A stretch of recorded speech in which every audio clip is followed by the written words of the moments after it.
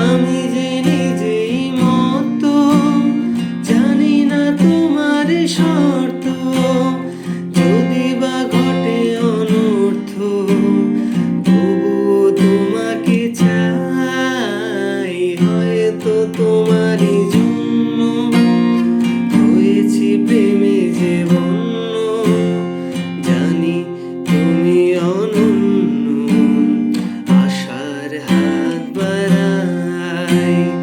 যদি কখনো একান্তে চেয়েছি তোমায় জানতে, শুরু থেকে শেষ প্রান্তে ছুটে ছুটে গেছি।